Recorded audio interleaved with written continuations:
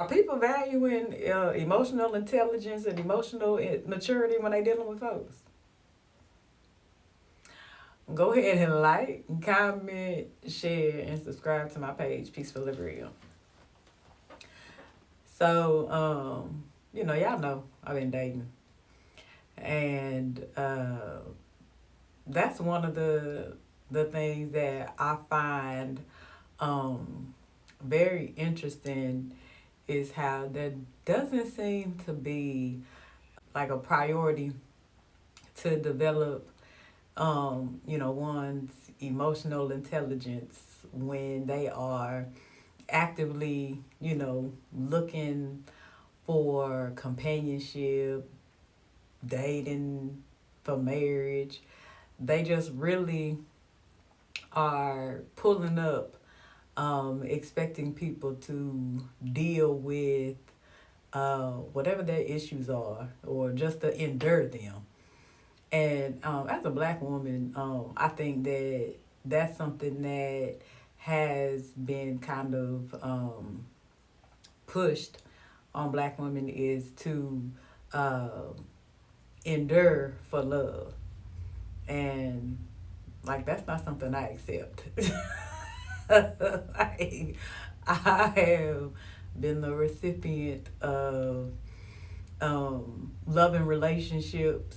I know that love ain't supposed to come with drama and struggle just cause.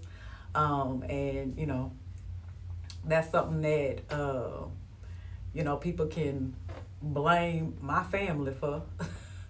But also just in having past dealings with people, that wasn't something that I felt like was like a requirement. My peace is a priority for me, and if um, your actions and the way you move disturbs my peace, it's too expensive. I don't want to be bothered. And you really can't change my mind about that. Um, I noticed like one thing that is like kind of common is a lot of people don't have the capacity to hear the things that they do that bother you or to acknowledge the things that they do that provoke a reaction out of you that bothers them. So it's like, one, I can't even talk to you about the things that you do. Hearing about the things that you do to me bothers you more than the fact that you actually did it. Um, and seeing my reaction or hearing my response to the things that you said and did bothers you more than what it was that you said or did. And so it's a constant conversation about someone's response to what you actually have control over. And I think that that is, a very unfortunate um, trait to have when you are actively looking for someone to, love you unconditionally and to accept you for who you are. Because where's the work that you put into adjusting and growing so that somebody could, you know, have a desire to want to deal with you while maintaining a peace? Why does this attitude of, oh, this is just who I am, this is just how I am, seem to be so prevalent? I get it. I think that it is important to be authentically, who you are. I think that that is the best way for folks to be able to make informed decisions about you. But at the same time, ain't nobody got to eat your excrement. You can act however you want to act, but ain't nobody got to deal with you.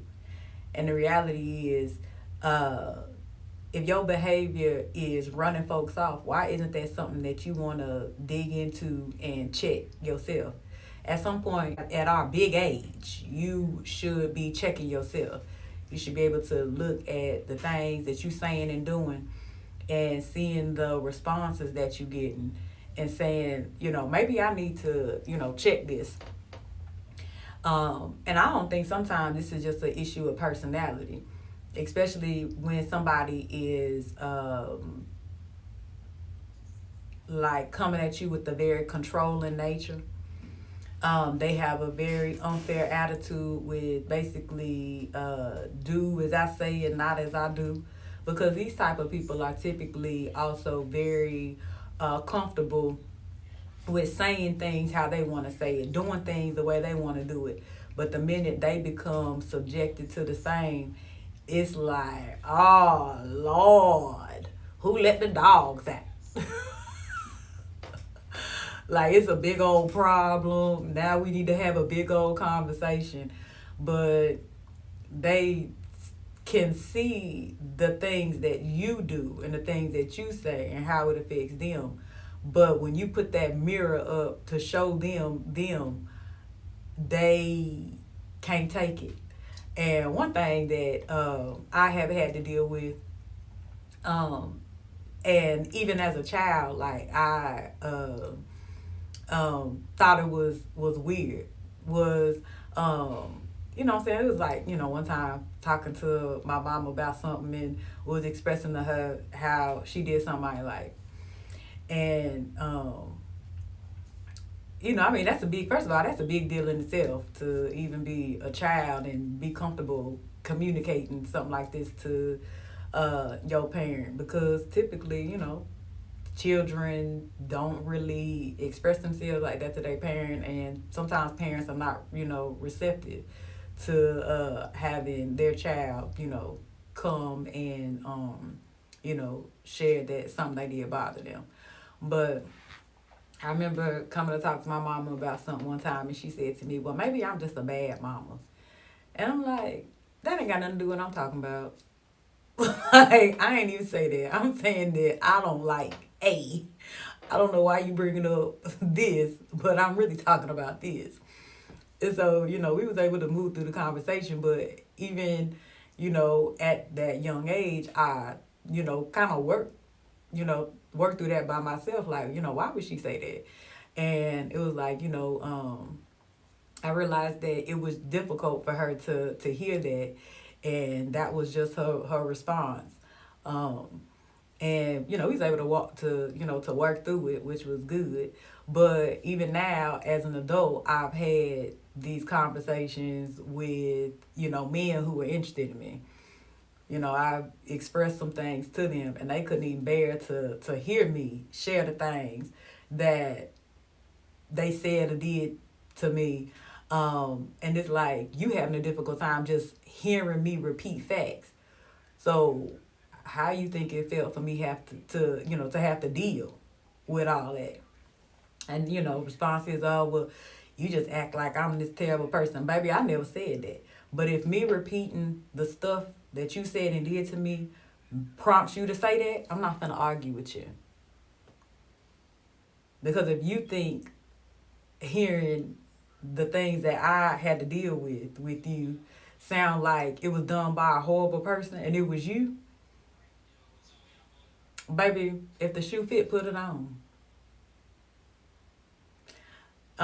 There's no expectation for nobody to be perfect. I know I'm not perfect. I know I'll never be perfect.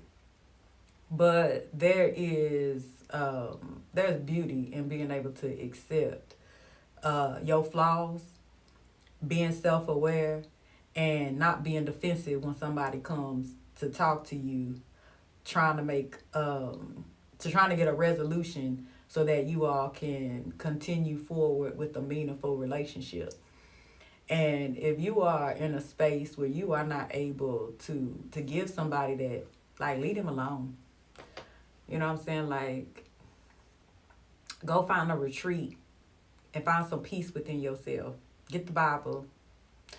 Go read the Bible and see the expectations that the Lord has for you, and worry about pleasing Him. Don't worry about getting no relationship, because all you're going to do is get on somebody's everlasting nerve. And nobody has time to be bothered with your raggedy version of love. Especially somebody who has surrendered to the Lord and is experiencing that kind of love, because I'm expecting to get Yahweh's best. And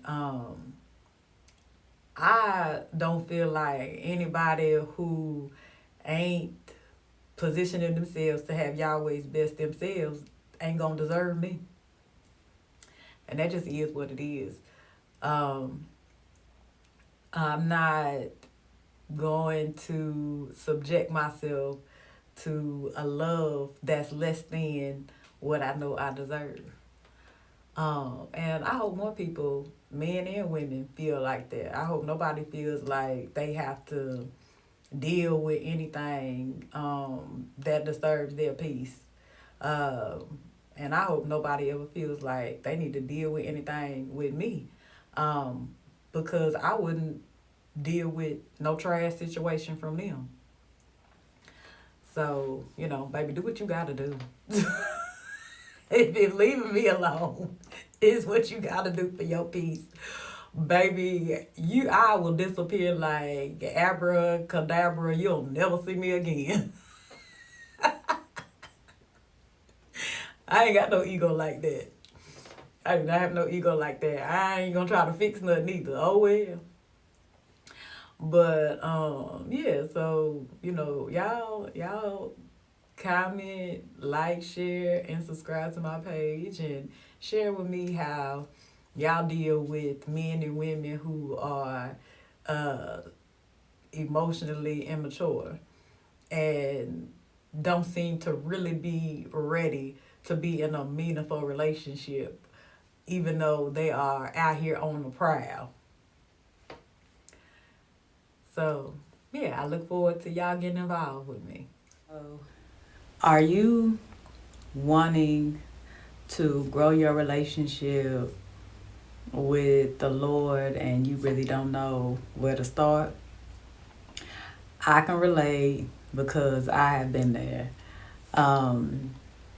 I had a strong desire to get closer to the Lord, but I just really didn't know what else I needed to do, because I was already going to church service, going to Bible study, reading my Bible. And I ended up getting some very life-changing advice from my grandma.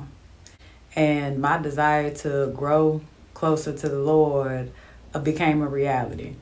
I can honestly say I have a friendship with the Lord, and I'm grateful for it.